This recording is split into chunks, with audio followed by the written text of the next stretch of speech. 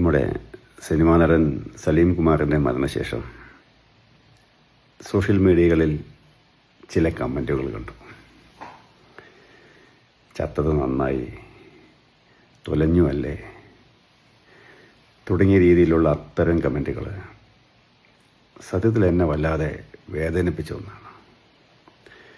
ആ കമൻറ്റ് ഇടുന്ന ആളുകൾ ന്യായീകരണത്തിനായി പറയുന്നത്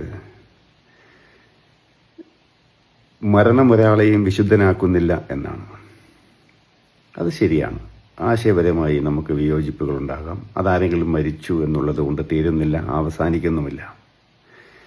പക്ഷേ കേവലം കക്ഷി രാഷ്ട്രീയത്തിൻ്റെ പേരിലുണ്ടാകുന്ന അഭിപ്രായ വ്യത്യാസങ്ങളെ മുൻനിർത്തിക്കൊണ്ട് ഇത്തരത്തിൽ കമൻറ്റുകൾ ഇടുന്നത് എത്രമാത്രം ആശാസ്യമാണ് എന്നാണ് എൻ്റെ സംശയം.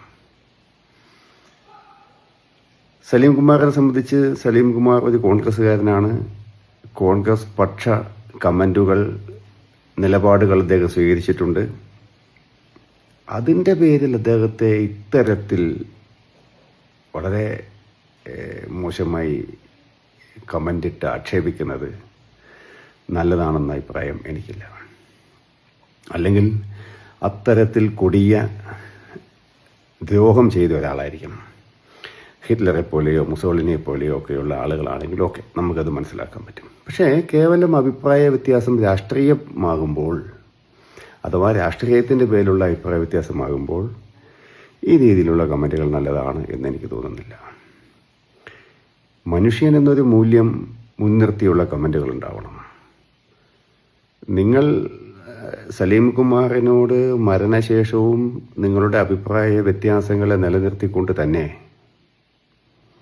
മാന്യമായ രീതിയിൽ പ്രതികരിക്കാനും കഴിയണം. ഇപ്പോൾ ഒരു യാത്രാമൊഴി സലീം കുമാറിന് നൽകി എന്നുള്ളത് കൊണ്ട് അദ്ദേഹം നമുക്ക് സ്വീകാര്യനായി എന്നർത്ഥമില്ല. അദ്ദേഹത്തെ വിമർശിക്കുക തന്നെ വേണം, വിമർശിക്കേണ്ട ഘട്ടങ്ങളിൽ വിമർശിക്കുക തന്നെ വേണം, സംശയമൊന്നുമില്ല.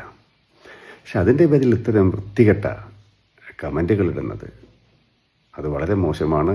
അതിലെ ഒരു പ്രശ്നം, ഒരു അപകടം എന്താണെന്ന് വെച്ചാൽ ഈ ഇടുന്നവരൊക്കെ ഇടതുപക്ഷക്കാരാണെന്നൊരു പൊതുബോധം സൃഷ്ടിക്കപ്പെടുന്നു എന്നുള്ളതാണ്.